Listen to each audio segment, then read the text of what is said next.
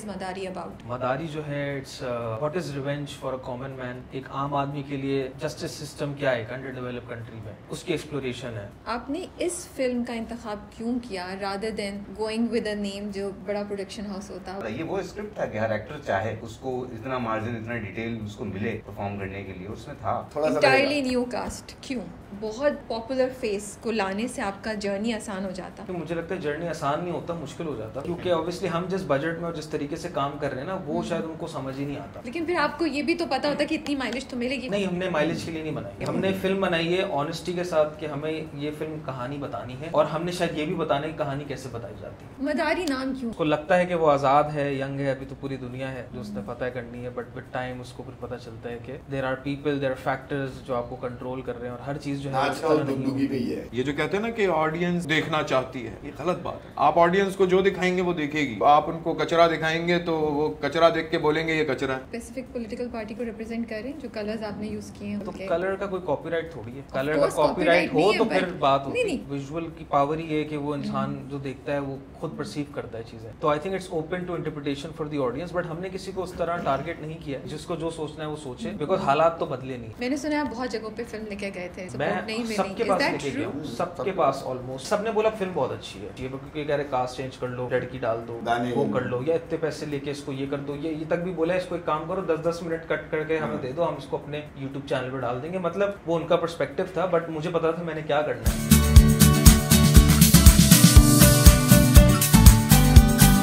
अस्सलाम वालेकुम, this is Rabia and you are watching me on Khushiya magazine. आज हमारे स्टूडियो में बड़े बहादुर जियाले लोग बैठे हुए हैं। वो लोग हैं जो एक इंडिपेंडेंट फिल्म बनाई है जिन्होंने without any backing, without any support, and the film has an entirely new cast with few names जो जिनके साथ हम फेमिलियर हैं, but 95% I would say debut या new faces, new talent. So आइए हम मिलते हैं cast and director and writer of Madari, which will be releasing in cinemas on the 29th of this month, June, on Badi Eid. Assalamu alaikum, कैसे हैं आप लोग? Let me introduce first, ये सिराज सालिकीन, सही बोल दिया मैंने ना, जो कि डायरेक्टर भी हैं और राइटर भी हैं। अली रिजवी के साथ आपने कंबाइन आप दोनों ने लिखा है स्क्रिप्ट को। देन वी हैव और प्लस प्रोड्यूसर भी, प्रोड्यूसर भी हैं, यस मैं भूल गई, थैंक यू फॉर। फिर हमारे पास है इबाद आलम शेर जो कि इस फिल्म के हीरो। सही, अच्छा इतना सोच के दे रहे हैं आप। असल में प्रोटैगनिस्ट लफ्ज़ से ज़्यादा फेमिलियर है हीरो के जगह। प्रोटैगनिस्ट जो हमारी फिल्म मदारी के प्रोटैगनिस्ट हैं वो। फिर Paris Masroor, I think I don't need to introduce, you don't need any introduction, माशाल्लाह से हमारी इंडस्ट्री के बहुत जाने माने शख्सियत हैं। And then we have Hamad Siddique, इनको भी हम काफ़ी प्रोजेक्ट्स में देख चुके हैं। थोड़ा बहुत देखा ही होगा। नहीं, काफ़ी फेमिलियर है। You are being humble. So tell me little bit about yourself, ताकि हमारी ऑडियंस भी थोड़ी सी जो आपको नहीं जानती है इतना, आपके बारे में कुछ जान सके, इससे पहले कि हम मदारी के बारे में बात करें और ये कि ये बहादुरी का ख्याल कैसे आया और इस बहादुरी के काम को करने के लिए क्या ज़रूरत चाहिए होती है। तो वी स्टार्ट विद यू। ठीक है। मैंने जो स्टार्ट अपना लिया था वो मैंने ज़ैबिस में एडमिशन लिया था, बट उससे पहले तो मैं ए लेवल्स में बेसिकली बायो फिजिक्स केमिस्ट्री, और प्लान यही था जो घर की तरफ से था डायरेक्शंस की, you have to become a doctor. Okay. और मैं बड़ा स्टूडियस भी था, मतलब अच्छे थे, एज भी थे मेरे, तो वो एक बड़ा मेरे लिए मुश्किल था कि आप एक्सप्लेन करना कि यार मुझे अब ये फील्ड चेंज करनी है। तो ये सॉरी कट करिए, बीच में ख्याल आ गया था कि मैं अब बीच में आ गया था, ये शुरू से था कि नहीं अब डॉक्टर नहीं बनूंगा, बस अभी चल रहा है। मुझे ए लेवल्स के स्टार्ट में आ गया था, because I was getting familiar with camera, और मैं फोटोग्राफी करना शुरू कर दी थी मैंने, एंड कुछ ना कुछ था कि यार कुछ ना कुछ कैमरे के पीछे करना है, बट इतना क्लियर नहीं था, इतनी समझ नहीं थी मुझे, बट ये था कि वो बड़ा मेरा एक इंटरेस्ट डेवलप हो रहा था। And with time I felt कि यार मुझे करना चाहिए, गॉट टू नो क्या देयर आर इंस्टीट्यूट जहाँ पे आप सीख सकते हैं फिल्म मेकिंग एंड ऑल। तो बड़ा मुश्किल था वो कन्विंस करना। फिर A2 में 20 भी ए हो गए थे, तो वो भी एक बड़ा मसला हो गया था एडमिशन होने के बाद भी। तो वो एक बड़े 4 साल बड़े फैमिली को लेके बड़े मुश्किल चले थे, because they were not able to understand कि करना क्या चाह रहे हैं और इसका क्या फ्यूचर है।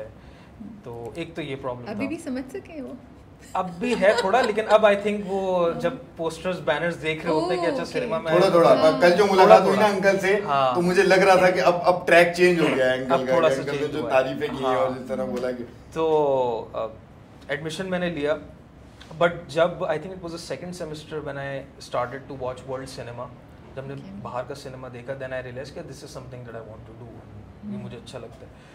तो थर्ड ईयर में मेरी एक डॉक्यूमेंट्री भी थी, शॉर्ट डॉक्यूमेंट्री, जो कान फिल्म फेस्टिवल में सेलेक्ट हो गई थी। It was in the Cannes short film corner 2014, it was called masters of the sky. तो वहाँ से आई फेल्ट कि यार एक बहुत ही लो बजट की फिल्म थी, और वो अगर सेलेक्ट हो जाए तो कुछ ना कुछ एक मोटिवेशन ज़रूर मिलती है कि लोगों के जहन में होता है कि बड़े डायरेक्टर होंगे तो जाएंगे किसी बड़े फेस्टिवल में। तो मैं उस टाइम पे एलियांस फ्रांसिस एंड ज़ैबिस basically sponsored me and I was there in the festival, attended it for 2 weeks, 10 days, I think, 12 days.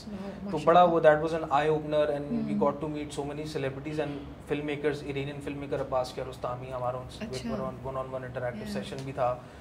तो वहाँ से बड़ी एक मोटिवेशन भी मिली, एंड फिर उसके बाद ये था कि I was making short films, कुछ ना कुछ अपने एंड से मैं कर ही रहा था। So I made a couple of short films. एक तकसीम के नाम से भी आई थी 2015 में, मंटो के अफसाने पे हमने की थी। एंड फिर उसका मेरे फिल्म का एक्सपीरियंस भी था। मैं हुमन जहाँ में I was an assistant director, I think second assistant director था मैं। वो मेरा ग्रेजुएशन के बाद फ़ौरन से पहला कह लें कि इंडस्ट्री में पहला नैरेटिव वर्क था। तो वहाँ से ही बहुत सीखा समझा। बट उसके बाद आई फेल्ट कि यार if you want to be a director you have to direct things. तो आप मुझे ऐसा लगा कि आपको assisting is something else, but directing is a different game. तो अच्छे डायरेक्टर से होगा जब डायरेक्ट करोगे। तो फिर जितना हम स्मॉल स्केल पे मैं कर सकता था, मैंने वो एक जर्नी स्टार्ट की। नापा में मैं बड़ा आना जाना होता था, मैं इन लोगों से फेमिलियर हुआ, और भी एक्टर्स जो है जैसे नज़रुल हसन हो गए, अली रिजवी हो गए, और मैंने अपनी थीसिस में भी मेरे ट्रेंड एक्टर्स के साथ ही काम रहा, इंटरेक्शन रहा। तो मैंने उनसे भी बहुत सीखा, और शायद उन्होंने भी मुझसे एक दो चीज़ें सीखी। मतलब कोलैबोरेटिव चीज़ होती है। तो वो एक जर्नी स्टार्ट हो गई। एंड फिर मैं बाहर मास्टर्स के लिए चला गया था, but when I came back I wanted कि यार मैं I should make a film, I should try, because I was writing things, और मैं किसी ना किसी तरीके से चाह रहा था कि मैं उसको मटेरियलाइज करूँ। बट क्योंकि वो चीज़ें उस तरह कमर्शियल, बिकॉज वो डिफरेंट लेंस से देख रहे होते प्रोड्यूसर्स और इंडस्ट्री, तो वो थोड़ा सा समझ आया कि यार ये जो मैं करना चाह रहा हूँ ये खुद ही करना पड़ेगा, बिकॉज एक्चुअली नो बडी ओज इट टू यू। इतना आसान नहीं होता टू बी अ डायरेक्टर। आप किसी के पास जो बोले मुझे इतने पैसे चाहिए, मुझे अपनी मर्जी की कहानी करनी है, specially when you are young and you don't have that much experience. आप इंडस्ट्री में भी किसी को जानते भी नहीं हो, there is no support system. तो वो एक टफ हमारा फेस था, but we were very confident and जिद्दी भी थे कि यार करना तो है। तो फिर ये मदारी की जो जर्नी थी ये स्टार्ट हुई इन 2019। कोविड भी आया, फिर जैसे जैसे पैसे आते थे हम उस चीज़ को करते थे, फिर कभी रुक जाती थी, फिर करते थे। फिर ये कि पोस्ट प्रोडक्शन में हमें टाइम लगा, बट ये पता था कि वो एक ना एक दिन वो आ जाएगा जब ये फाइनली कंप्लीट होगी, and it will be out for the audience to see. चलिए फंडिंग पे हम आते हैं दोबारा, पहले सबसे थोड़ा जान लें। मेरा नाम इबाद है, इबाद शेर। मैं नेशनल अकेडमी परफॉर्मिंग आर्ट्स का ग्रेजुएट 2015 के बैच का। और उसके बाद बचपन से ही ख्वाहिश थी कि एक्टिंग करनी है। मूवीज़ देखी थी, सिनेमास का रुझान था फैमिली की तरफ से। पापा सिनेमास वैसे ही देखा करते थे, सिनेमा ले जाया करते थे, घर पे भी फिल्म और बाकी पाकिस्तानी फिल्म देखी नहीं आपने? पाकिस्तानी हाँ काफ़ी देखी। हाँ हम लोग ने इनफैक्ट खुदा के लिए बोल ये सब उसी टाइम पे सिनेमास पे देखी थी। और वहाँ से भी इनफैक्ट मुगल आजम कलर हो के यहाँ लगी थी, वो भी देखने गए थे। तो फैमिली के साथ काफ़ी फिल्में। आपने मुझे इम्प्रेस कर दिया, मुगल आजम देखी हुई आपने, तो फिर तो मुझे इम्प्रेस कर दिया है आपने। जाकर देखते रहते थे। तो इस तरीके से काम, खुद की भी ख्वाहिश थी एक्टिंग करनी है।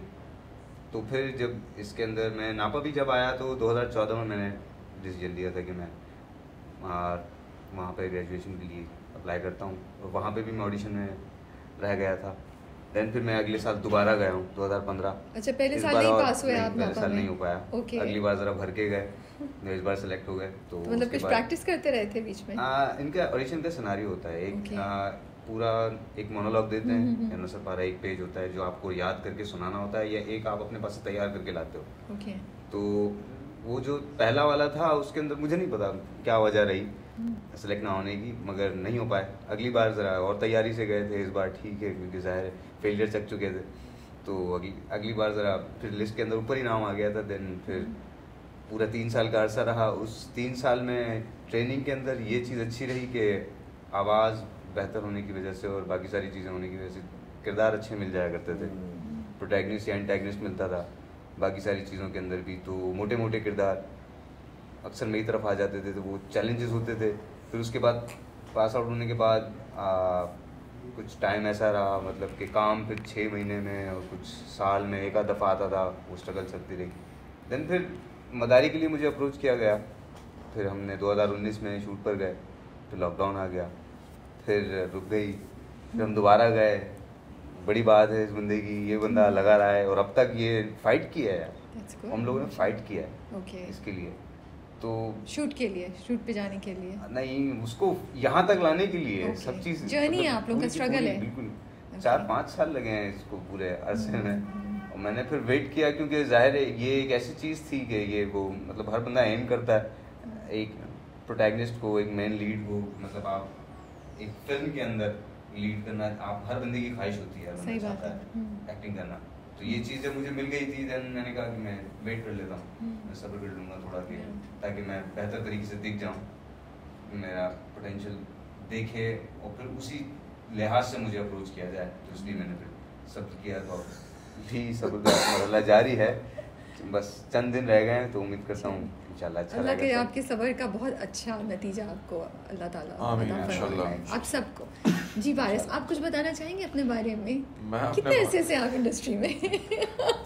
मैं तो समझे बचपन से ही हूँ एक तरह से, क्योंकि वो आपके साथ जो बाज़ाब्ता एक इंटरव्यू हुआ था जिसमें मैंने अपने लाइफ के बारे में भी काफ़ी चीज़ें बताई थी, लेकिन इन शॉर्ट थोड़ा सा रिवाइज़ ये करा दें कि मेरा जो बचपन जो गुजरा है वो ऐसे ही अदबी माहौल में गुजरा है, क्रिएटिव लोगों के बीच में गुजरा है। My grandfather was a Sufi poet, my father was been is a writer, producer, director, composer, musician and poet. तो घर में किताबें ज़्यादा, फर्नीचर कम, और उस माहौल के अंदर बाबा जब कोई फ़िल्म देख रहे हैं तो हम भी साथ में बैठे हैं, या कोई प्रोग्राम देख रहे हैं तो हम भी साथ बैठे हैं, तो बाबा बता रहे हैं कि ये टेक्निक्स बताते थे हमें कि ये एडिटिंग क्या होती है, कैसे होती है, एक्टर्स एक्टिंग कैसे करते हैं, रिहर्सल्स कैसे होती हैं, फिर रिहर्सल्स के सेशंस में जाना।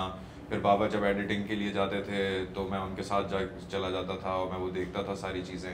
तो मेरा एक अंदर माइंड बचपन से बनता जा रहा था, तो मुझे एक्टिंग बहुत ज़्यादा अपील करती थी इंस्टेड ऑफ अदर थिंग्स फ़नून लतीफ़ा में। तो जैसे जैसे बड़े हुए तो वही जैसे इन्होंने बताया कि घर वाले चाहते कि थे इनको डॉक्टर बने, डायरेक्टर बन गए, मुझे चाहते थे मैं इंजीनियर बनूं, मैं एक्टर बन गया। तो बस वही थी बात कि इसी सफ़र में ये अब मेरी 5वीं फिल्म होगी मेरे क्रेडिट पे एज एन एक्टर, और थैंक्स टू सिराज और अली रिजवी जिन्होंने मुझे इस स्क्रिप्ट के लिए चुना। और इस स्क्रिप्ट में और ये सारी टीम, ये सारी जो मैं अभी समझता हूँ कि एक ब्लेसिंग है कि एक ऐसी टीम मिले। ये एक आइडल टीम है जिसे आप कहें कि पैशनेट है, अपने काम को जानती है और सोच समझ के एक एक चीज़ थ्रू प्रॉपर प्रोसेस के थ्रू जो है हमें गुजार के उस जगह तक पहुंचाया। तो इसीलिए मैं बहुत ज़्यादा उम्मीद है मुझे इस फिल्म से कि बेशक ये कोई फार्मूला फिल्म नहीं है जिस तरह से आजकल ज़्यादातर फिल्म्स बनती हैं और लोग ये सोच के बनाते हैं कि ऑडियंस देखना ही यही चाहती है कि बीच में कोई आइटम नंबर होगा और कोई बहुत ही कोई आसमान को छूता हुआ कोई सेलिब्रिटी होगा उसमें और ये चीज़ें होंगी तभी फिल्म हिट होगी या क्या। तो मैं समझता हूँ कि इस तरह की फिल्म्स बननी चाहिए। और इनके साथ भी काम करने की वजह ये थी कि मैं नए लोगों को सपोर्ट करता हूँ और मैं समझता हूँ कि जो क्राफ्टेड लोग हैं, जो पढ़े लिखे समझदार लोग हैं, जो इस काम को समझते हैं, उन लोगों को आगे आना चाहिए। और इसमें कोई कबाहत नहीं है, कोई बुरी बात नहीं है कि अगर कोई ट्रेंड होके पढ़ के बंदा इस फील्ड में आके काम करे इंस्टेड ऑफ के काम करते करते सीखे। दो तरीके हैं ना कि एक तो आप काम करते करते आप कहीं तक पहुंचे, दूसरा ये कि आपने काम भी किया और उसका क्राफ्ट भी सीखा समझा। बहुत सारे ऐसे एक्टर्स हैं, इबाद आलम जैसे और मेरे जैसे, सिद्दीक जैसे और ऐसे डायरेक्टर्स बहुत सारे हैं जो क्राफ्टेड हैं, जो काम को समझते हैं, जो कर रहे हैं। अब मैं चाहता हूँ कि इस फिल्म के बाद कम से कम अल्लाह करे ऐसा हो कि इन्वेस्टर्स और जो फाइनेंसर्स हैं, जो पैसा लगाना चाहते हैं इंडस्ट्री पे, फिल्म्स बनाना चाहते हैं, प्रोड्यूस करना चाहते हैं, तो वो इन लोगों की तरफ भी ज़रा देखें कि क्वालिटी काम क्या होता है, इंटरनेशनली काम कैसे होता है। फिल्म्स और वेब सीरीज़ जो आप नेटफ्लिक्स पे, अमेज़ॉन पे और Z5 पे और बहुत सारे पोर्टल्स पे देखते हैं, तो वहाँ पे जो लेवल ऑफ क्राफ्ट है वो किस तरह से प्रैक्टिस किया जाता है। तो अगर यहाँ पर भी ऐसे लोग हैं तो मैं समझता हूँ उनको ज़्यादा से ज़्यादा मौका मिलना चाहिए। और बहुत सारे ऐसे अदाकार हैं जो बहुत ज़बरदस्त हैं, वो अभी लोगों की आंखों से ओझल हैं उनको जो प्लेटफॉर्म मिलेगा, ऐसी कहानी ऐसे किरदार लिखे जाएंगे तो वो अपने आप को शो अप करेंगे और उनका आगे कुछ ना कुछ अच्छा फ्यूचर भी बनेगा। तो उसके लिए ज़रूरी है कि सपोर्ट सिस्टम और ये सारी चीज़ें देखी जाएं। इंडस्ट्री को भी ये ज़रा ध्यान में रखना चाहिए कि यार चलें, अगर इंस्टीट्यूशंस हैं वहाँ पे फिल्म मेकर्स भी बन रहे हैं, इंस्टीट्यूशंस हैं जहाँ पे एक्टर्स भी प्रोड्यूस हो रहे हैं, तो उनको इस्तेमाल करें। मतलब ऐसा ना उनको ज़ाया ना करें, उनको इस्तेमाल करें। ये बड़ी आपने इम्पोर्टेंट तो इस जंग में हम तो काफ़ी टाइम से, मैं 17 साल से लड़ रहा हूँ और मैं इन सबको सपोर्ट करता हूँ और मैं चाहता हूँ कि ये सब लोग कामयाब हों और बेहतर से बेहतर अच्छा क्वालिटी कंटेंट लोगों तक पहुँचे इंशाल्लाह। जी हमाद, आप थोड़ा सा अपना इंट्रोडक्शन दे दें। मेरा नाम हमाद सिद्दीक है और मैं बहुत अरसे पहले पैदा हुआ था। उसके बाद एक जंग चली मेरी किस चीज़ पे जंग चली? जंग चली नहीं, जंग तो वो तो सब हो गया था, वो तो होश ही नहीं था उस टाइम पे। जंग चली नहीं चली पता ही नहीं चला। आपकी और पेरेंट्स के बाद एक्टिंग में आने के लिए? एक्टिंग में आने के लिए नहीं, हर चीज़ के लिए। अच्छा। क्या करना है क्या नहीं करना, पढ़ाई क्यों करनी है, पढ़ाई होती क्यों है ये पढ़ाई, ये स्कूल जाना क्यों पड़ता है, स्कूल फिर कॉलेज क्यों जाना पड़ता है, फिर उसके बाद यूनिवर्सिटी क्यों जाना पड़ता है, ये सब क्यों है, इसके बगैर क्यों नहीं चल सकता सब कुछ। इसके बगैर भी तो हो सकता है ना, अब्बा कमा रहे, पैसा आ रहा है, जिंदगी सुकून में चिल करो। ये भी तो ऐसे भी तो एक तरीका हो सकता है ना। तो ये इसके उस ऊपर मुझे बहुत डांट पड़ती थी, मार भी पड़ती थी बहुत। मैं बहुत ज़्यादा नालायक किस्म का स्टूडेंट था। फिर हुआ ये कि जब साइंस से पढ़ते पढ़ते फिर घर वालों ने खुद ही फैसला कर लिया कि यार इसको कहीं ऐसे कॉमर्स वॉमर्स या BA करा दो, इसको कोई डिग्री हो, इसका खत्म होगा, किसी किनारे लग जाएगी। हाँ मैं किसी किनारे लग जाए। तो मुझे भी ये था यार कॉमर्स कर लूँगा, ज़रा मैथ और थोड़ा सा गिनती में थोड़े सही थे कि यार चलो 1 से 9 में ज़िंदगी सही हो जाएगी। तो पता नहीं क्या हुआ, क्यों हुआ, किस लिए हुआ। अकाउंट्स में टॉप शॉप कर लिया हमने कॉलेज में। वाह, क्या हुआ, क्यों हुआ? हाँ, किसलिए हुआ हमें नहीं पता, हो गया बस। लेकिन अकाउंट्स में टॉप कर लिया। वो एक मस्ती चल रही थी जिंदगी में, उसमें मजा आ रहा था अकाउंट्स में, और सिर्फ अकाउंट्स करते हुए मुझे मजा आता था। तो फिर प्रिंसिपल ने अब्बा को बुला के बोला कि इसकी तो अकाउंट बहुत अच्छी है, इसको आगे इसमें परस्यू करना चाहिए, इसको CA कराएं, ACCA कराएं। एक और बोझ डाल दिया कंधों पे। हमने बोला यार सही है, CA ये तो जबरदस्त गाड़ियाँ खड़ी होती है इनके घर के बाहर, इनकी तो जिंदगी बड़ी मस्ती में गुजरती है, तो ठीक है ये कर लेते हैं। वहाँ एडमिशन ले लिया। पहले ही महीने में पता चल गया कि यार ये तो नहीं है अपने बस का, ये अपने बस का नहीं है, ये भी अपने बस का नहीं है। तो अब मेरे एक बात बोलते बोलते ये वो मैं उस पॉडकास्ट में मैंने बोला कि ये मेरा बेटा जो है ना, ये एक दरवाज़ा खटखटाता है और ठीक उसके खुलने के टाइम पे पीठ दिखा के चले जाता वापस। तो ये मेरे साथ बहुत दफ़ा हुआ है। और क्योंकि फाइनली मैं तलाश कर रहा था कि मुझे करना क्या है, तो वहाँ से मैं एप्टेक की तरफ गया और एप्टेक में मैं 3D मैक्स, माया, वो वाली चीज़ कि मैं प्रैक्टिकली कुछ चीज़ें करने की कोशिश कर रहा था। वहाँ मुझे मज़ा आने लगा, मगर कुछ टाइम के बाद मुझे लगा कि यार ये भी नहीं है। इसका फिर क्या आपने सोचा पीठ दिखाता हूँ, इसका क्या मकसद है, ये क्या मैं बैठा हुआ हूँ माउस लेके, पैड लेके, पेन लेके, मैं नहीं यार बस हो गया ये बस। वहाँ से छोड़ के मैं कराची यूनिवर्सिटी गया सहाफत पढ़ने के लिए, जर्नलिज्म, मास कम्युनिकेशन में एडमिशन लिया। क्योंकि ये था कि यार कैमरे के पीछे लैपटॉप पे बैठे रहो, इधर बैठे रहो, उधर काम, जरा कैमरे के आगे आना चाहिए, जरा पढ़ते हैं न्यूज़, एक्टिंग में नहीं जाएंगे, ये काम सही नहीं है, घर वाले मानेंगे नहीं, मना कर देंगे, अब्बा घर से बाहर निकाल देंगे, सारी याशी खत्म हो जाएगी, इसलिए सहाफत कर लो, ये सही है। जर्नलिज्म, न्यूज़ एंकर बन जाओ, इज्जत की इज्जत, टोर की टोर, पॉलिटिशियन से भी सेटिंग जबरदस्त ओके, कुछ अर्से में अपना जहाज जेट वेट खरीदेंगे और सीन ऑन हो जाएगा। अच्छा, वहाँ बहुत से मास कम्युनिकेशन तो MCD तक नहीं पहनने दे रहे बाहर सही, बोले उतारो भाई, जामिया कराची का तकद्दुस पामाल नहीं होना चाहिए। तो कुछ ऐसे वो जो भी हालात हैं, जो जितने कराची यूनिवर्सिटी वाले लोग हैं उनसे रिलेट करेंगे कि उस टाइम पे, उस दौर में 2008-2009 में बड़े वहाँ पे ऐसे हालात थे कि जामिया का तकद्दुस छोटी छोटी चीज़ों में पामाल हो जाता था और बड़ी बड़ी चीज़ों में नहीं होता था। तो वहाँ से फिर मुझे पता चला कि एप्टेक जो है वो एक एनिवर्सरी करने लगा है और उसका ड्रामा डिपार्टमेंट, हमाद सिद्दीक आ जाओ तुम बहुत अच्छे छोरे हो, तुम बहुत ज़्यादा उल्टी सीधी बातें करते हो, तुम संभालोगे, तुम बहुत लड़कों को लो, ट्रेन करो और एक परफॉर्मेंस तैयार करो। वो परफॉर्मेंस तो एक जगह, मैं जब वहाँ आर्ट्स काउंसिल पहुँचा हूँ तो मैंने पहली दफ़ा वो हिंदू जिम खाना की बिल्डिंग देखी है, वो पीजी बिल्डिंग। तो उस बिल्डिंग ने मुझे अपने पास समझ लिया। वो किसी को ये जब बताता हूँ तो लोग समझते हैं कि यार ये बस कहानी बना रहा। उस बिल्डिंग ने, उस बिल्डिंग के स्ट्रक्चर ने, उसके कलर ने, उसके रंग ने, उसके पुरानेपन ने, उसने मुझे बुलाया अपने पास। मैं वहाँ गया, मैंने उस गार्ड से पूछा रात को 8:30-9 बजे जब वो बंद हो चुका था, मैंने उससे पूछा भाई ये क्या जगह है, मंदिर है कोई तो मैं देख लूँ अंदर से। बोला बंद हो गई, ये अकेडमी है। किस चीज़ की अकेडमी? एक्टिंग पढ़ाते हैं यहाँ पे। मेरे लिए तो ये एक ऐसा, मतलब एक ऐसा जवाब था उसका दिया हुआ कि मेरे दिमाग में 10,000 सवाल खुल गए कि यार कि एक्टिंग पढ़ाई जाती है, एक्टिंग का भी कोर्स होता है, कि एक्टिंग कोई चीज़ होती है।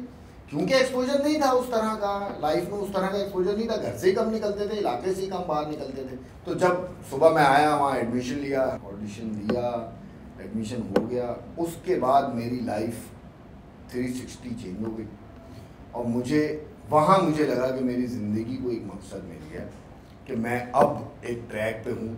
ये काम है जो काफ़ी मुश्किल है और ये मजाक की बात नहीं है, ये बहुत मुश्किल काम है। इसमें बहुत स्ट्रगल, बहुत अंधेरा, बहुत काली रातें, काली गलियाँ, काले दिन, सब कुछ अंधेरा दिखेगा, मगर उम्मीद आपने, वो रोशनी आपने खुद ही क्रिएट करनी है। वो जैसे आपने कल एक बात लिखी थी ग्रुप में कि मौका मुश्किल समझने वाले को मौकों में भी मुश्किल नजर आता है। कहते हैं कि एक पुरुम्मीद शख्स हर मुश्किल में एक मौका ढूंढता है और एक नाउम्मीद शख्स हर मौके में एक मुश्किल ढूंढता है। वही चल रहा था कि घर वालों की तरफ से बहुत ज़्यादा नाराज़गियाँ थी, सारी चीज़ें थी, मगर आहिस्ता आहिस्ता जैसे कि हुआ अचीवमेंट्स। राज साहब का एक खेल किया था, राज साहब ने डायरेक्ट किया था, वो मैंने घर वालों को बुलाया देखने के लिए।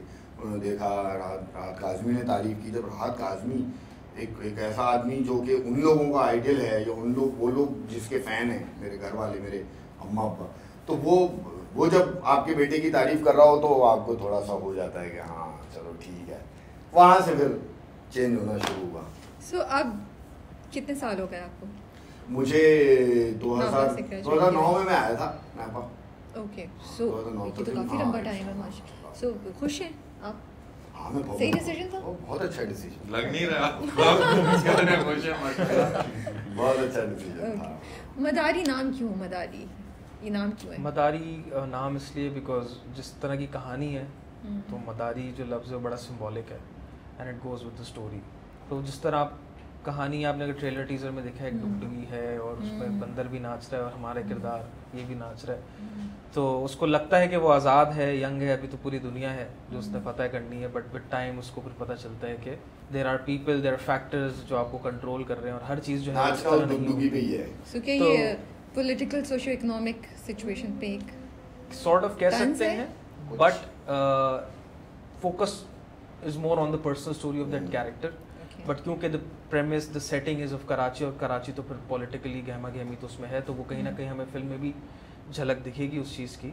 और है सियासी जो चीज़ है, इंसान भी सियासी होता है, हर किसी के कोई ना कोई मोटिव्स होते हैं, किरदारों के कुछ ना कुछ डिज़ायर्स होते हैं, तो वो कहानी में जिस तरह अनफोल्ड होगी कहानी तो वो समझ आएगा कि मदारी क्यों है और ये लोग कौन है और ये क्या करना चाह रहे हैं। किसी एक स्पेसिफिक पॉलिटिकल पार्टी को रिप्रेजेंट कर रहे हैं, जो कलर्स आपने यूज़ किए हैं और ये आपने ओपन छोड़ा है, जिसकी जो मर्जी वो इंटरप्रेट कर ले। Yes, it's open to interpretation because visual जो है, विजुअल की पावर ही है कि वो इंसान जो देखता है वो खुद परसीव करता है चीज़ें।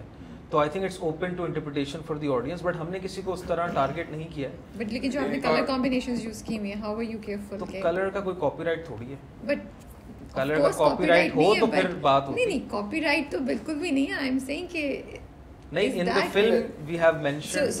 So apologies for cutting you in. What my concern is, what I want to ask is कि आप बिल्कुल सही कह रहे हैं and I'm sure आपका कोई इंटेंशन भी नहीं है, समझ भी नहीं आएगी कि आप किसी एक A या B पॉलिटिकल पार्टी को मेंशन करें, बट जो कलर कॉम्बिनेशन जब आप चूज़ कर रहे थे तो क्या ये कंसर्न्स थे कि ये किसी एक डायरेक्शन में जा सकता है और उसको न्यूट्रलाइज करने के लिए कुछ फैक्टर्स आपने उसमें किए इम्प्लीमेंट? कंसर्न्स तो थे, बट मैं चाह रहा था कि मेरी नज़र में एक तो it's a revenge story, there has to be red, and then obviously there is a satire song तराना, एंड देन पार्टी, हर पार्टी का एक वो होता है, वो हरियाली और सब्ज बागात दिखाती, तो ग्रीन भी ज़रूरी था।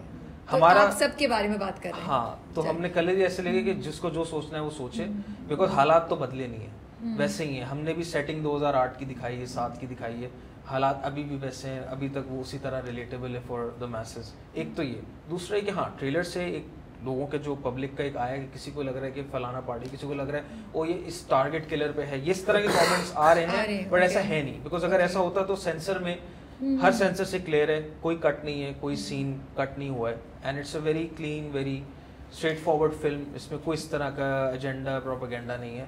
It's a personal revenge story of this character. इससे पहले कि मैं एक्चुअली सुन जाती हूँ, मैं अपनी क्यूरोसिटी से जो सवाल है ना, मैं वो पूछे जा रही हूँ कि मुझे इतना मज़ा आता है जब ऐसी डिस्कशंस होती हैं। आप लोगों की तरफ भी आती हैं, 2 मिनट देते हैं हम लोग। सो आपने कहा 2008 के हालात पे है, जब ये फिल्म्स बनती हैं जो किसी थोड़े कुछ साल, 10 साल से भी ज़्यादा की शायद हम बात कर रहे हैं इस वक्त, मेरा कंसर्न ये होता है ये फिल्म आपकी जो है मुझे लगता है यूथ की तरफ टारगेटेड है, राइट और रॉन्ग? मोस्टली कह सकते हैं, बट एक जनरेशन भी है जो 2008 भी देखकर आई है हमारे। तो एग्जैक्टली वो तो एक पूरी जनरेशन है जो इससे गुजरी होगी और जिसने ये सब जो आप देखा है, फील किया है।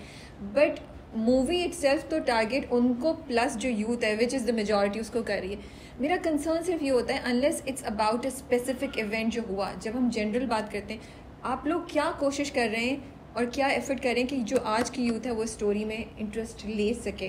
क्योंकि मुझे लगता है पॉलिटिकल रेफरेंसेस बहुत चेंज हो गए हैं अब। अच्छा, नहीं चेंज हुए, specially in Karachi, and universal theme है रिवेंज, ठीक है। और क्राइम अगर आप फिल्म देखेंगे, कोई भी किसी भी मुल्क की भी देखेंगे, बहुत सिमिलैरिटीज होंगी in the tropes, in visuals, ठीक है। Even if you just search posters of crime movies, posters भी बहुत सिमिलैरिटीज आ रही होती है। But what makes it different is the setting, the flavour, the culture, the political, social, जिस तरह आपने कहा इकोनॉमिक सिचुएशंस, उस सेटिंग में जब कहानी डलती है तो वो ओरिजिनल हो जाती है, वो मुनफरिद हो जाती है, क्योंकि वो किरदार आपको शायद किसी इंडियन मूवी में भी नहीं मिलेंगे जो आपको मदारी में मिलेंगे। सिमिलरली कोई और किसी और रीजन की कोई फिल्म होगी तो वो अलग होगी गैंगस्टर फिल्म, भले उसमें कुछ ना कुछ सिमिलैरिटीज हों। फॉर एग्जाम्पल जैसे गैंग्स ऑफ न्यूयॉर्क भी है, गैंग्स ऑफ वसीपुर भी है, मिर्ज़ापुर भी है, but still they not the same, the genre is the same, कुछ ना कुछ ट्रोप स्ट्रक्चर सेम होंगे लेकिन कहानी अलग होगी। तो आई फील कि कहानी रिलेटेबल है, not just for the youth but also for the generation who have grown up in that era. Specially my self, मैं अपना कहूँगा कि मैंने खुद एक टाइम देखा है और कहीं ना कहीं हारिस के कैरेक्टर में वो चीज़ें हैं जो मैंने कहीं देखी या कुछ फील किया। वो जो कैरेक्टर की इनोसेंस है वो शायद मैं अपने लेंस से, अपने पॉइंट ऑफ व्यू से वो चीज़ें याद करके भी मैंने उसमें बहुत सी ऐसी चीज़ें डाली। तो आई फील कि बहुत सारे लोग भी रिलेट उससे करेंगे। ये बात आप कर सके थे रिलेट जब आपने स्क्रिप्ट पढ़ा? हाँ बिल्कुल किया था, रिलेट किया था, और स्क्रिप्ट बड़ा अच्छा था। कुछ चीज़ तो ऐसे थी कि गूज़बम्स आता था पढ़ के। ओके। कुछ मोमेंट्स बड़े मज़े के थे इसके अंदर, लाइंस और बाकी सारी फ्लो बड़ा अच्छा था सीन्स की, जैसे कि बहुत हैपनिंग स्क्रिप्ट था। जैसे कि चलता जा रहा था वो, हर सीन टू सीन बहुत कनेक्टिंग था, उसका फ्लो बड़ा मज़े का, वो पढ़ के अच्छा लग रहा था, स्क्रिप्ट ऐसा था। सो ये बात आपकी ये डेब्यू फिल्म है, आप थिएटर में काफ़ी अरसे से काम कर रहे हैं और कुछ एड्स वगैरह भी आपने किए हुए हैं, शॉर्ट फिल्म्स भी, राइट। बट आपने इस फिल्म का इंतखाब क्यों किया rather than going with a name जो बड़ा प्रोडक्शन हाउस होता है वो था? डर नहीं लग रहा था क्या सोच के? व्हाट प्रॉम्प्टेड यू कि आप ये रिस्क लें? Let's be honest, it's a risk जो आप सब यहाँ मेरे बड़े बहादुर हैं, मैं उसके लिए आपकी तारीफ कर रही हूँ। तो मैं ये थॉट प्रोसेस जानना चाह रही थी ये बात आपसे, बिकॉज आप रिलेटिवली इन सब में से नए हैं इस फील्ड में भी, तो आपका ये सोचना कि मैं इस फिल्म का हिस्सा बनूँ, वो भी मेन कैरेक्टर, क्या थॉट प्रोसेस चल रहा था? एक बात तो ये कि इस स्क्रिप्ट ने इस फिल्म में मुझे चुना, मुझे लगता है, तो उसके लिहाज से देन फिर मैंने पूरा सरेंडर करने की समझा। जिस तरीके से ये आई और जैसा ये स्क्रिप्ट था, मैंने सुना था कि इससे पहले भी काफ़ी एक्टर्स रिजेक्ट हो चुके हैं, और जैसा ये चला था और कैरेक्टर मुझे बड़ा अच्छा लगा। मैं चाहता था, ये वो स्क्रिप्ट था कि हर एक्टर चाहे कि वो उसको इतना मार्जिन, इतना डिटेल उसको मिले परफॉर्म करने के लिए, उसमें था दिखाने का टाइम, तो इसलिए मैंने ये सुना और मैंने फिर एफर्ट भी मारा है, कोशिश की है। और आप दोनों, इनफैक्ट आप दोनों से मैं हमारा आपसे भी ये सवाल करूँगी कि आप लोग इंडस्ट्री में काफ़ी अरसे से हैं, इंडिपेंडेंट फिल्म्स जो जिस तरह ये एक इनिशिएटिव है, ये क्यों ज़रूरी है इंडस्ट्री के लिए? एंड आप कैसे देख रहे हैं कि फिल्म इंडस्ट्री को चेंज करेंगी? देखिए, एक तो इंडस्ट्री डेवलप होने में अभी टाइम लगेगा, इतनी फिल्म्स बनी नहीं रही हमारे यहाँ। इंडस्ट्री नाम की है बस के जो मामला हैं आप सबके हमारे सामने हैं। हम स्क्रीन्स कितनी हैं, बहुत सारी बातें, बहुत फैक्टर्स हैं इसमें। तो ये ऑलरेडी एक ऐसा रिस्क है, एक ऐसा बिजनेस है जिसमें आप रिस्क ही ले सकते हैं। जुआ है एक तरह का कि आपने पैसे लगाए, अब रिटर्न होंगे नहीं होंगे ये आपको नहीं पता। फिर मुल्क के हालात और वाक़यात और पॉलिटिकल टर्मोइल जो सारा सिनेरियो चल रहा है, फिर लोगों की नफ्सियात, महंगाई कि क्यों हम 1000 रुपये खर्च करें या हम YouTube पे क्यों ना देख लें। तो वो अक्सर लोग अब क्या कहते हैं, कौन सी फिल्म आ रही है, अच्छा YouTube पे आ गई। तो पहला सवाल ये होता है कि YouTube पे आ गई, या फिर टॉरेंट से या पायरेसी से किसी तरह से डाउनलोड करके देख लेंगे। फुटफॉल आपको नहीं मिलता उधर। दूसरा जो रुख है, जो मेरी ज़ाती राय है, हम तो हैं ही स्ट्रगलर्स, हम तो ज़ीरो से हमने शुरू किया, ठीक है। हम अपने घरों से निकले थे और मिडिल क्लास फैमिली से हम लोगों का ताल्लुक है, और हम अल्हम्दुलिल्लाह पढ़े लिखे माँ बाप मिले जिन्होंने हमें ये सिखाया कि अपनी मदद आपके तहत मेहनत करके किस तरह आगे पहुंचना है। तो हमारा माइंड एक तरह से बन गया कि अच्छा कंटेंट क्या होता है, अच्छा ड्रामा क्या होता है, किरदार निगारी क्या होती है, हिदायतकारी क्या होती है। तो हमारा माइंड ही वैसे चल रहा था शुरू से। तो हमें जो वो सतही फिल्म्स हैं या सतही चीज़ें हैं, वो हमें हमारे उस्तादों ने हमें समझा दिया कि अच्छा ड्रामा क्या होता है और बुरा ड्रामा क्या होता है, अच्छी कहानी क्या होती है और बुरी कहानी क्या होती है, और कहानी सुनाई कैसे जाती है, और बहुत सारे फैक्टर्स थे। तो हम लोगों का जो है ना, जो क्या कहते हैं ना, नज़र टिकती है अगर कहीं पे, वो ऐसी जगह पे टिकती है जो कुछ हो उसमें ना, कोई ऐसी चीज़ हो जिसमें आप बोलें कि ओ हो।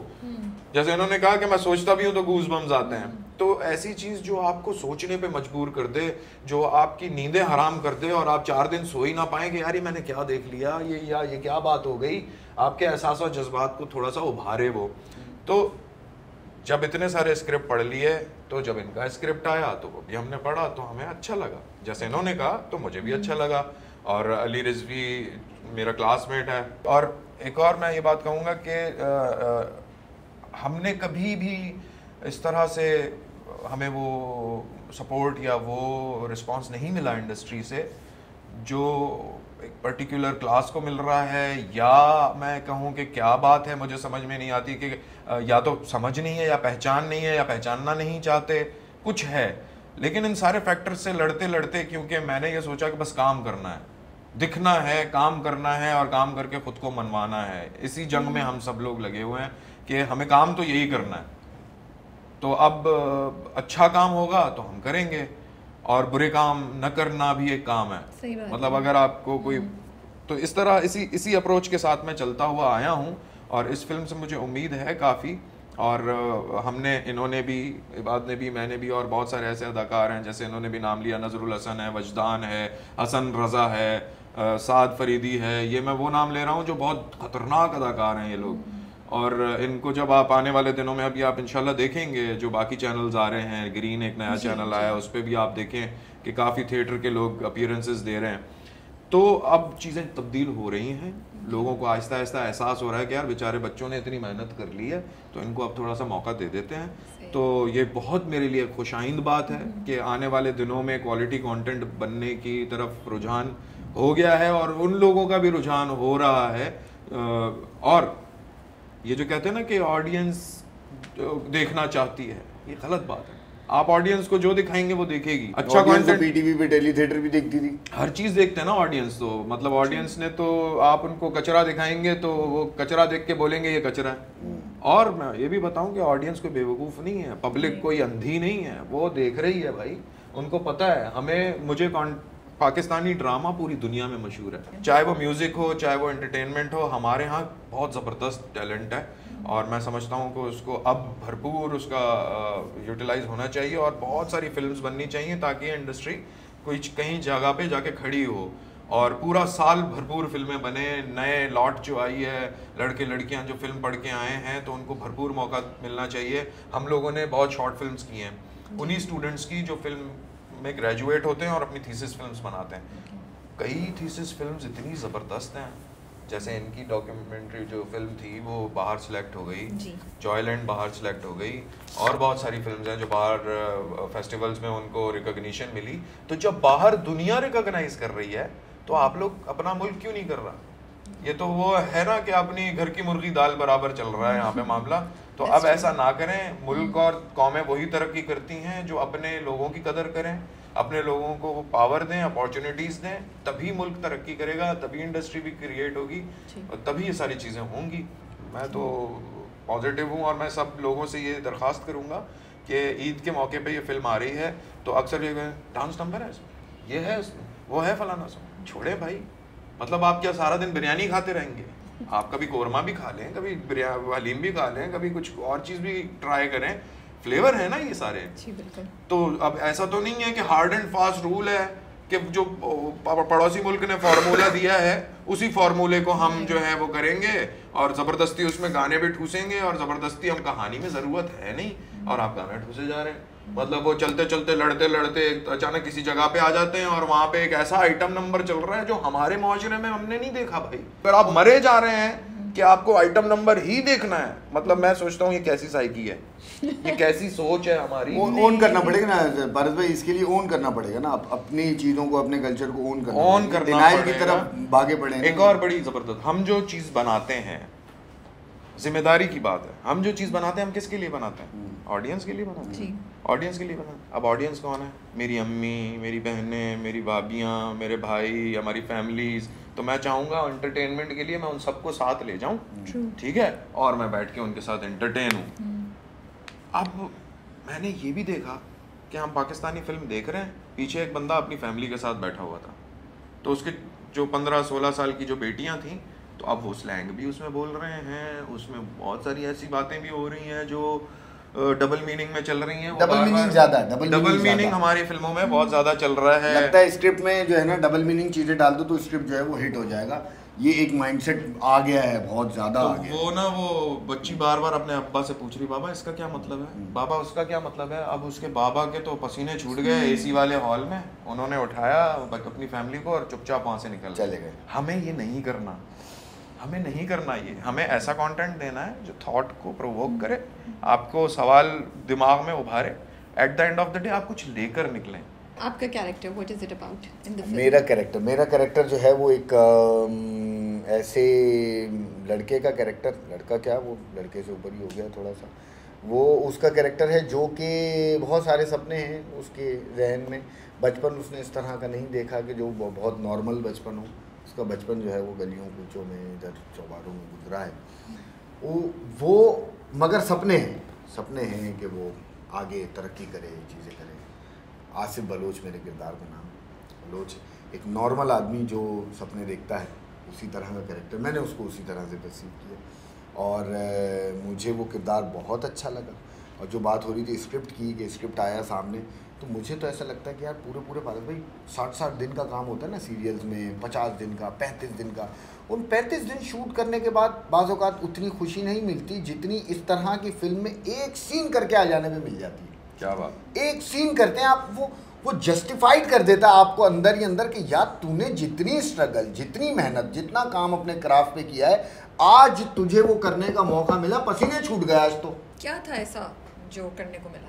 इसमें बहुत कुछ था ऐसा, आप फिल्म देखेंगे तो इंशाल्लाह आपको पता चलेगा कि इसमें क्या एक्शन है, थ्रिलर है, सिचुएशंस हैं, इंटेंस मूवमेंट्स हैं इसके अंदर, और highly charged, emotionally charged scenes हैं इसमें, और मल्टीपल थीम्स हैं इसके अंदर। आप सिर्फ ये नहीं कह सकते कि पर्टिकुलर सिर्फ रिवेंज, हाँ एक हाईलाइटेड मेन तो है कि रिवेंज स्टोरी है, लेकिन उस रिवेंज को पूरा करने के लिए उसके पीछे जो सारी चीज़ें हैं वो भी हैं, और ह्यूमनली जो पॉसिबल इमोशंस होते हैं बीच रिलेशनशिप्स के अंदर, दोस्ती के अंदर, और मुआशरे के साथ आपके जो एक्सटर्नल और इंटरनल कॉन्फ्लिक्ट्स हैं, वो बहुत ही प्रॉपरली वीव्ड है इस स्टोरी के अंदर। सिराज ने बहुत अच्छे से जो है स्क्रीन प्ले और डायलॉग्स लिखे हैं, और ऐसा नहीं है कि बिला वजह की जुमलेबाजी हो रही है, बहुत ज़रूरी चीज़ें। और बहुत सारे मूवमेंट्स ऐसे हमें ये सिखाया गया, हमने जो थिएटर की ट्रेनिंग ली, कि भाई डायलॉग्स हैं तो आप बोल लेंगे, लेकिन जब डायलॉग्स नहीं है तो आप क्या करेंगे।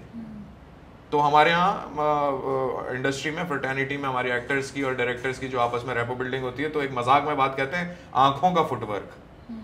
तो ये जो आँखों से खेलने वाली बात है और अदाकारी को उस लेवल तक खेलने वाली बात है, तो वो आप इबाद की अदाकारी में देखेंगी। कि किस तरह से इन्होंने बगैर कहे हुए बहुत कुछ कह दिया है, और वो साइलेंसेस, वो मूवमेंट्स, चीज़ें आपको मिलेंगी। और अभी भी देखें, ये मैं झूठ नहीं बोल रहा, ये देख रहे हैं आप, गूज़बम्स हैं।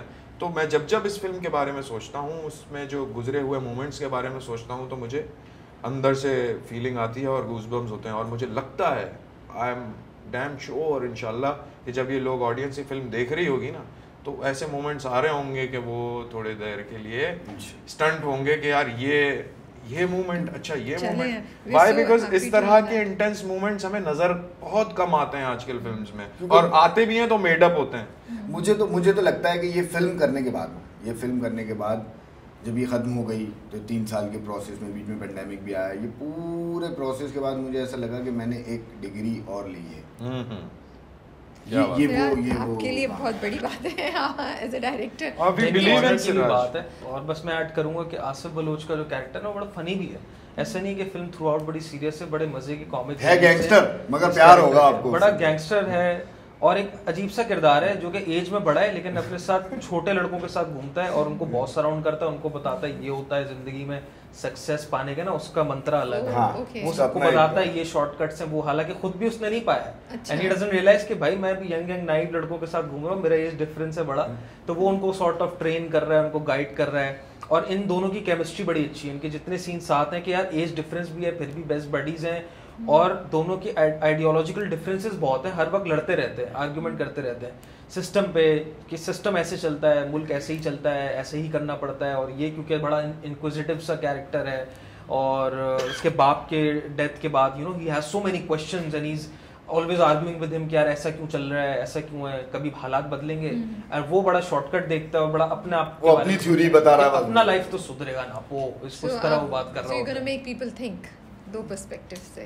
डेफिनेटली एंड आई फील कि लोग बिल्कुल इस तरह, it's going to open a lot of discussion. कहानी की मोटिवेशन क्या थी, कहाँ से स्टार्ट हुई है कहानी लिखना आपने? कहानी जो स्टार्ट हुई थी वो with the character, and there is very interesting scene in the 40th minute of the film जो कि सिंबॉलिक है बड़ा, जिस तरह स्टोरी का नाम है उससे बड़ा रिलेटेबल है, तो वो मेरे जहन में आई थी और मैंने उस किरदार को लिखना शुरू किया था। और उसके बाद फिर मैंने वहाँ से कहानी को बुनाई कि यार कि यहाँ पहुँचा कैसे और अब यहाँ से कहाँ जाएगा। तो it's a very character driven story कि एक बंदे की जर्नी, जो कि आपने ट्रेलर में देखा इस तरह पारस भाई का कैरेक्टर अली कह रहा है कि आम आदमी बदला नहीं ले सकता, बट जो एक इंसान अपने सामने इनजस्टिस देख रहा है और अपने बाप के कातिल को देख रहा है कि लोग उसको हीरो बोल रहे हैं, उसको चेयर अप कर रहे हैं, तो उसको समझ नहीं आ रहा कि जस्टिस सिस्टम चलता कैसे है यार, लोगों को इतना नहीं दिख रहा, लोग कोई पूछ क्यों नहीं रहा। मैं अपने दोस्त से भी जब आर्ग्यू करता हूँ वो मुझे बोलता है चुप रहो, ऐसे ही चलता है सब, तू भी एक दिन इस तरह हीरो बन जाएगा, बड़ा आदमी बन जाएगा। तो इट्स दैट जर्नी जो कि लोगों को ऑब्वियसली सोचने में मजबूर करेगी। सो ये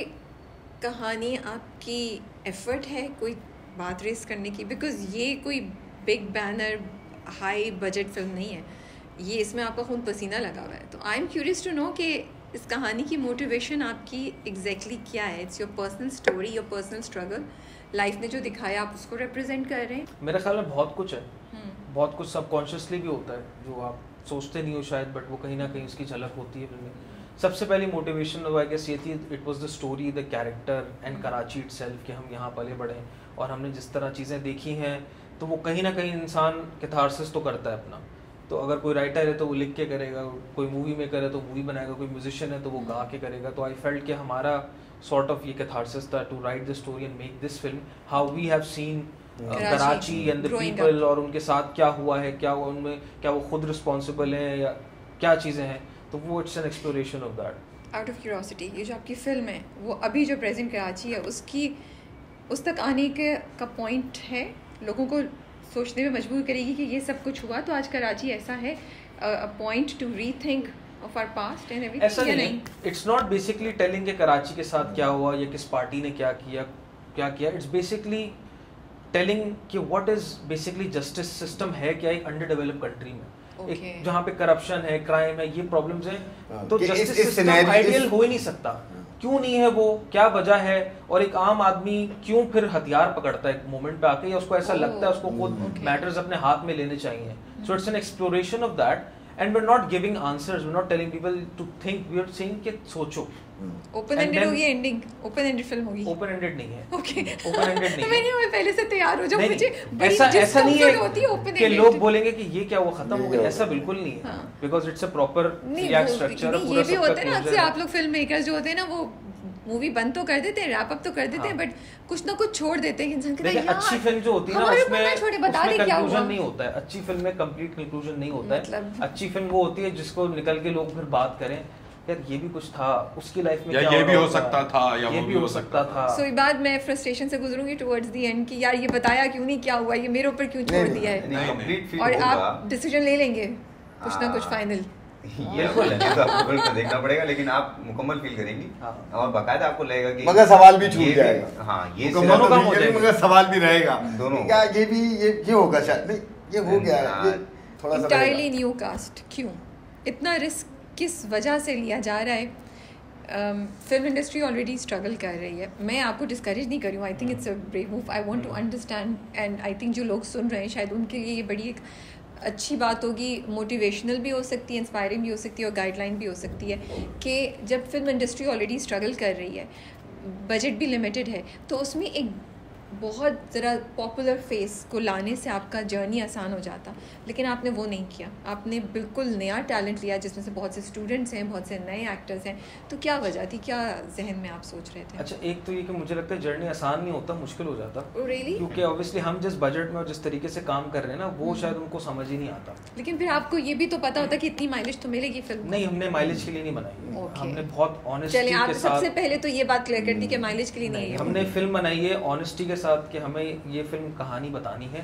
सबसे पहली मोटिवेशन सबकी यही है कि हमने कहानी बतानी है, और हमने शायद ये भी बताना है कि कहानी कैसे बताई जाती है। ओके। दूसरी चीज़ कि किरदार ढूंढ रहे थे हमने, कास्टिंग प्रोसेस में किरदार ढूंढे, हमने एक्टर नहीं ढूंढा। हमने किसी के इंस्टाग्राम फॉलोअर्स देख के नहीं सोचा कि यार इसके फॉलोअर्स ज़्यादा हैं, तो उस तरह नहीं है। हमने कैरेक्टर जो अदाकार है, जो उसको टैलेंटेड बंदा है और जो जस्टिस करेगा किरदार के साथ, उसको लिया। ये बात को मैं नहीं जानता था, अली रिजवी ने देखा था इनको, अली रिजवी भी पर्सनली नहीं जानते, उन्होंने देखा, उन्होंने बोला इसको बुलाते हैं, और इसने 2 ऑडिशंस दिए थे और ही नेल्ड इट, कन्विंस करा इसने मुझे कि यार nobody can play Haris better then.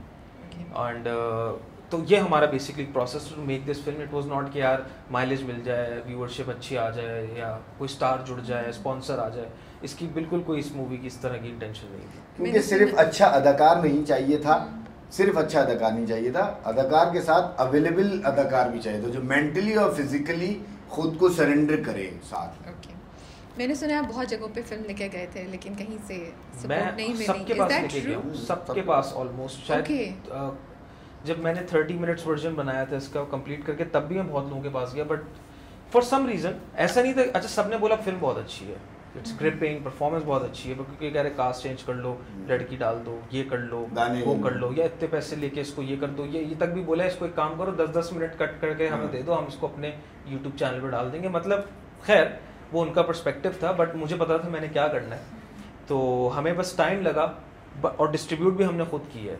It's not like कि हम सब खुद करेंगे, because we were not left with any choice, करना पड़ा। फाइनली हमने सब करा। नहीं मिली आपको किसी ने भी इस फिल्म को? नहीं, सपोर्ट हमें करा। जैसे अगर हमें 10 लोग डिस्करेज कर रहे हैं, वो भी ये नहीं कि वो जान के कर रहे हैं, उनका एक अपना पर्सपेक्टिव है, बट हमें अच्छे लोग भी मिले। फॉर एग्जांपल नदीम मांडलीवाला साहब, he was very supportive, he watched the film जब वो एक रफ कट स्टेज पे थी, and he loved the film, he loved the trailer. वो ट्रेलर जब उन्होंने देखा, एहसन रहीम ने उनको ट्रेलर दिखाया था कि लड़के ने करा, आप देखें, तो वो कराची जब आए थे तो वो पर्सनली मिले मुझसे, हम आज से, एंड ही सेड कि यार मैं किसी को नहीं जानता हूँ, बट जो अदाकारी and the story it looks promising, 110% काम बिल्कुल। और उन्होंने बहुत सपोर्ट किया थ्रू आउट। जब मैंने उनको बोला मैं खुद डिस्ट्रीब्यूट करना चाह रहा हूँ, तो ही गाइडेड मी। तो ये मेरे लिए बड़ा आई फील के लकी था कि हमें कोई एक इंडस्ट्री के ऐसे भी मिले जिन्होंने हमें थोड़ा गाइडेंस दी, सपोर्ट किया। That's good to hear. तो आप सब लोग क्या किसी प्रोसेस से गुजरे जब ये रिजेक्शंस हो रही थी, जब वो सपोर्ट नहीं आ रही थी सामने जो आप लोग एक्सपेक्ट कर रहे थे? अगर छोटा सा समराइज़ कर दें ईच वन ऑफ यू, क्या उस वक्त जहन में चल रहा था कि हमने गलती कर दी, या आप लोगों ने सोचा नहीं भाई बस अब हम खुद ये चीज़ करेंगे? यू नो, आप आस्तीन ऊपर करके कहते हैं कि चलो let's do it ourselves. What was the? ऐसा था कि कभी कभी जाहिर है बहुत ज़्यादा डिस्करेजमेंट होती थी और हम डीमोटिवेट भी होते थे, बट ये था कि हम कनेक्टेड थे। कभी भी मुझे अगर लगेगा ना कि यार कुछ नहीं हो रहा है, ऐसा लग रहा है, तो उसको कॉल करूंगा, ये मुझे कहीं ना कहीं बकअप करेगा, हमाद करेगा, या कभी हमाद को कोई मायूसी हो तो मैं कहूँगा वी वर देयर। और हम चार नहीं है, बहुत बड़ी टीम है हमारे, VFX आर्टिस्ट से लेके DP से लेके एडिटर्स, कलरिस्ट, सब लोग सब साथ जुड़े हुए थे। And somehow we always wanted कि यार ये एक वहाँ तक पहुँचे और अपनी ऑडियंस तक ये फाइनली पहुँचे। तो कहीं भी अगर मुझे लेट डाउन फील होता था तो कहीं ना कहीं से कोई ना कोई मोटिवेशन कुछ ना कुछ होता था कि यार जब यहाँ तक आगे सोचो, पहले तो हम सिर्फ सोच रहे थे, वो एक चीज़ सिर्फ पेपर पे थी, and look we have completed, we shot the film, so just wait, have some patience, कुछ ना कुछ चीज़ें हो जाएंगी। एंड फाइनली हमने करके कुछ ना कुछ मेहनत करके छोटे स्टेप्स लेके फाइनली। मुझे ऐसा लगता था जब भी ऐसा कुछ होता था ना, कहीं से हमारी बड़ी रिजेक्शन हो जाती थी कि यार यहाँ से पहुँचते पहुँचते यार पहुँचने वाले हैं, बस हाँ हो जाएगी डील, मना हो जाता था। तो मैं इसको फिर मेरे तो दिल में यही होता था कि यार इसको मैं यही बोलता था कि भाई मुझे लगता है कि जिससे सपोर्ट मांगने गए ना वो खुद वेंटिलेटर पे पड़ा हुआ है अभी। इंडस्ट्री तो पड़ी भी वेंटिलेटर पे है ना यार। पारस भाई कहाँ है इंडस्ट्री, कौन तो किससे सपोर्ट मांगने के लिए जा रहे, तो वो बोलेगा यार तू हमें सपोर्ट कर दे, ला ये फिल्म मुझे दे दे। एक्सप्लॉयटेशन तो ऐसे रखी हुई है बिल्कुल सामने टेबल पे, पूरी फिल्म देखेंगे, बहुत जबरदस्त तारीफें करेंगे, फिर उसके बाद बोलेंगे यार ये मिनिमल सा अमाउंट ले लो, ये दे दो हमें। एक आम फहम रवैया है हमारे यहाँ, अगर आप देखें तो ऑब्जर्व करें तो। आप नॉर्मल भी, अब तो खैर वो इन ड्राइव ऊबर वगैरह ये सब आ गए हैं कि आप घर पे ही वो कर लेते, लेकिन पहले जब आप जाते थे कहीं रिक्शा टैक्सी करने के लिए, तो वो जब देख रहा होता था बंदा कि यार मजबूर है फैमिली, तो किराया भी डबल मांग रहा था। हमारे यहाँ लोगों में ये मसला है कि वो देखते हैं कि अगर कोई मजबूर है या कोई कुछ करता तो उसको मैनिपुलेट करना शुरू कर देता, फौरन सपोर्ट करने की जगह उल्टा उसको। तो इस तरह के रवैये हमने खुद झेले हैं, तो हम नहीं चाहते हमारे आने वाली जो नस्ल है और जो हमारे साथी भाई लोग पीछे जो काम करने आ रहे हैं, तो वो भी ये सब जो है झेलें। और ये जो बोल्ड स्टेप और एक बहादुरी वाला स्टेप लिया है सिराज ने, तो इसको बाय द टाइम ये अंदाज़ा हो गया होगा कि जिस तरह का जहन ये रखता है, हम भी उसी तरह का जहन रखते हैं। और हम जो है इसीलिए हमने जो है कुछ ऐसी उम्मीदें रख के और ये सोच के नहीं किया, ये फिल्म हमें बस करनी थी और हम चाहते थे कि एक अच्छी पढ़ी लिखी समझदार फिल्म बने और हम उस मोनोटनस सिचुएशन से निकलें जिस मोनोटनी में हम फंसे हुए हैं, और कुछ नया फ्रेश करने के लिए मिले। अचानक से यह होता है ना, कोई नई प्रोडक्ट आ जाती है मार्केट में, तो आप थोड़ा सा इंक्लाइंड हो जाते हैं कि अरे यार सब तारीफ कर रहे हैं, देखें तो सही क्या है। तो मुझे ऐसा लगता है कि इतनी सारी फिल्म्स में और बिला वजह लोग जो है ना वो ऐसी बातें करते हैं कि ईद पे फिल्म आ रही है और इसमें जो है यूं ना हो तो वो ना हो, तो भाई क्या हो गया यार, मतलब। और अगर इस माइंडसेट के साथ बैठे रहे हैं हम कि नहीं हमें तो सिर्फ एंटरटेन ही होना है, हमें तो सिर्फ नाच गाना ही देखना है, तो मैं समझता हूँ कि सिर्फ ऐसी ऑडियंस नहीं है, हर किस्म के कंटेंट की हमारे पास ऑडियंस मौजूद है। और एक्शन देखने वाले भी हैं, थ्रिलर देखने वाले भी हैं, सस्पेंस देखने वाले भी हैं, रोमांस देखने वाले भी हैं, ड्रामा देखने वाले भी हैं, और अभी तो ऑनलाइन पोर्टल हर किसी के एक्सेस में हर किस्म का कंटेंट है। बात आप क्या कहना चाहेंगे, आपको इस जर्नी में कहाँ कहाँ आप थोड़ा सा मायूस हुए या आपके स्पिरिट्स हाई थे, या क्या उम्मीदें रखी हुई थी आपने? बहुत उम्मीदें थी, हैं बिल्कुल हैं। ऐसा था कि ये स्टोरी मैंने अपनी फैमिली को भी नहीं बताई थी। अच्छा। मैंने अब तक नहीं बताई, ताकि वो भी अगर इस फिल्म को सिनेमा पर जब देखें तो एज एन ऑडियंस देखें। ठीक है। तो मैंने किसी को इसके बारे में कुछ रिवील नहीं किया कि बस देखना, जो होता था वो बताता था, ऐसा ऐसा हुआ, ये हुआ, ये हुआ, उस दिन शूट पे तालियां बजी हैं, लोगों ने गले लगाया, ये किया है, वो किया है, लेकिन देखना हुआ क्या, नहीं सीन क्या था नहीं बताया। तो अब फैमिली बड़ी एक्साइटेड, वो भी जुड़े हुए थे, जैसे कि मैंने बताया सिनेमा से रुझान था, तो सिनेमा से जाना, बाकी सारी चीज़ें। तो अक्सर जब मैं भी अपडेट देता रहता था कि इससे बात चल रही है, उसने ये कह दिया, इससे ये बड़ा अच्छा लगा, उसको ये अच्छा लगा, अब वो जवाब देगा, जवाब में ये आया। तो ये सारी चीज़ें अप्स एंड डाउन, कोई बात नहीं, होगा कुछ ना कुछ होगा। इन दी एंड घर वाले भी कहने लगे थे कि, और बहुत सारे लोगों को, यार ये पता नहीं कुछ नहीं बनेगा, और क्या कर रहा है हमारा लड़का कहाँ तो लेकिन नहीं होगा, करेंगे। अब एक्साइटेड है वो लोग, अब खुश हैं? हाँ हाँ। तो ओके। आपका जो सवाल है ना, आपका जो सवाल था जो आपने इनसे भी किया, उसके लिए उस पर मुझे एक शेर याद आ रहा है, और हम सब लोग इसी माइंडसेट के लोग हैं कि तुम ये बादे मुखालिफ से ना घबराए औकाब, ये तो चलती है तुझे ऊंचा उड़ाने के लिए। जितनी मुश्किलें आएंगी ना उतना हम लोगों को तकवीत मिलेगी, उतना ही ज़्यादा हम एफर्ट करेंगे कि हम कोशिश करेंगे कि ये जो हर्डल आ रहा है इसको, इस ऑब्स्टिकल को कैसे पार करना है, हम उस पर सोचेंगे। बिकॉज हमारी ट्रेनिंग ही ऐसी है, कंफर्ट जोन से बाहर जाके ही तो मजा आता है फिर। तो ये जो स्क्रिप्ट इन्होंने भाई साहब ने लिखा है बड़ा चैलेंजिंग था इसके लिए, मेरे लिए। हम इधर हलक में आई हुई थी, इज्जत की लगी हुई थी इसको ये नया बंदा है, अब ये बोलेगा अली भाई ट्रेंड एक्टर्स लेकर आए हो, इनसे तो सीन ही नहीं हो रहा। तो हम लोग बड़े इस चीज में कॉन्शियस रहते थे कि यार अपना बेस्ट देना है, इज्जत का सवाल है। अब नए लोग हैं तो ये हमसे पूछेंगे भाई ये अच्छा ये सीखा आप लोगों ने, तो हम क्या जवाब दें। तो ये बड़ा जो है ना एक थ्रू आउट अमेजिंग प्रोसेस रहा। और जिस मुश्किल हालात में हम लोग थे, एक लोकेशन है इनके चाचा की लोकेशन है, अल्लाह उनको गरीक रहमत करे, वो उसी दौरान उनका इंतकाल भी हुआ कोविड में। तो बहुत प्यारे और अच्छे ज़बरदस्त इंसान थे, और उन्होंने अपना पूरा जो घर था वो हमें ऐसे दे दिया जैसे बहुत बड़ी सपोर्ट थी यार, बहुत इतनी बड़ी सपोर्ट थी। अब खैर हम वहाँ पे शूट कर रहे थे, तो वो जो दिन थे वो हीट वेव के दिन थे। और हीट वेव के साथ साथ अब ये जो लाइट लगी हुई है इसकी भी हीट कुछ ना कुछ है। तो आप सोचें HMI की क्या हीट होगी। तो एक तो ऑलरेडी गर्मी, ऊपर से वो, और फिर ऊपर से हमारे कपड़े तो वो जैकेटों वाले, इसके भी मतलब अपनी एनर्जी को मेंटेन करना और मूड में रहना, सीन में रहना। तो थ्रू आउट सिराज को सलाम है कि बहुत ही काम एंड क्वाइट आदमी है ये, गुस्सा करते हुए हमने कभी नहीं देखा। बहुत ही ज़्यादा कुछ हो गया भी तो वो थोड़ा बहुत कुछ करते हैं अपना, लेकिन मैंने कभी इनको गुस्सा करते नहीं देखा, सुकून में देखा कि काम एंड क्वाइट और अपने क्राफ्ट से जुड़े हुए कि मुझे क्या करना है इनको पहले से पता था। ऐसा कभी मैंने नहीं देखा कि अक्सर प्रोडक्शंस में ऐसा भी हुआ कि पहुँचे और एडी ने कहा सर ये सीन है पढ़ लें, हमने पढ़ लिया, तैयारी कर ली, जैसे ही वहां पहुंचे तो नहीं ये थोड़ी कर रहे हैं, हम तो ये कर रहे हैं।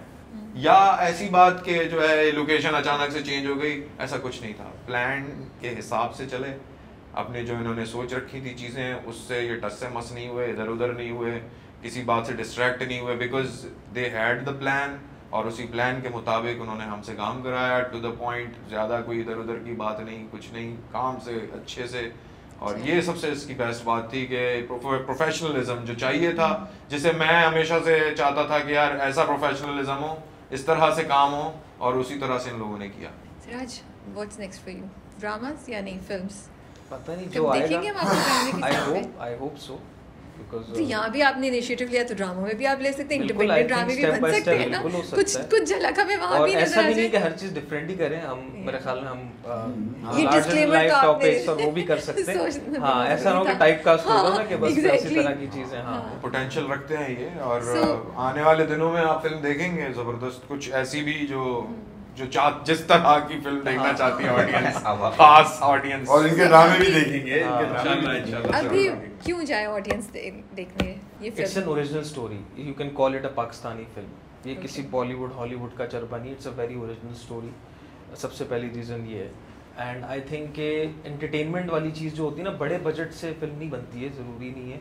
स्टोरी होनी चाहिए, परफॉर्मेंस होनी चाहिए। आई फील कि इसमें वो चीज़ है। एंटरटेनमेंट से पहले एंगेजमेंट भी ज़रूरी है। जब एक ऑडियंस का बंदा जो फिल्म देख रहा है, जब उस जर्नी पर जाएगा ना, तब वो एंटरटेन होगा। बट जहाँ वो स्टोरी से डिटैच होगा तो फिर आप चाहे जितनी बड़ी कास्ट भी डाल दो, जितने ज़्यादा लोग कैरेक्टर भी डाल दो, जितने गाने डाल दो, वो एंड में डिसअपॉइंटेड ही निकलेगा। तो आई फील कि we have this at least capability कि हम ऑडियंस जो आएगी वो पूरी फिल्म जो है वो एज ऑफ देयर सीट देखेगी और उसके बाद कुछ ना कुछ लेके जाएगी। एक छोटी सी समरी अगर आपको मैं कहूँ तो व्हाट इज़ मदारी अबाउट, अगर आप हमारे ऑडियंस को बता सकें जो इस वक्त देख रहे हैं, आपको सुन रहे हैं। मदारी जो है it's what is revenge for a common man. एक आम आदमी के लिए जस्टिस सिस्टम क्या है अंडर डेवलप कंट्री में, उसकी एक्सप्लोरेशन है। Simple is that. Is it entertainment, is it thought provoking, serious है, कॉमेडी है? इसमें कॉमिक रिलीफ भी हैं। इसमें आप एक जर्नी पे जाओगे, you will be engaged and you will be entertained.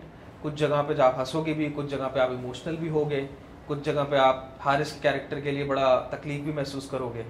और it's a roller coaster of emotions I would से। एंड जब ऑडियंस देखेगी तो जो फिर बात होगी वो फिर हमें भी पता चलेगा कि अच्छा वुड यू से कि ये एक पाकिस्तान के कॉमन मैन की कहानी है, एक आम आदमी की कहानी है, सो हर कोई इससे रिलेट कर पाएगा, हर कोई रिलेट करेगा, not just a Karachiite but Pakistan की कहानी। बिल्कुल। और अगर मैं आपसे ये पूछूं कि आपका अपना पैमाना क्या है इस फिल्म की कामयाबी के लिए, किस तरीके से, बिकॉज ये मेरी क्यूरोसिटी है, because I really admire you guys for doing this.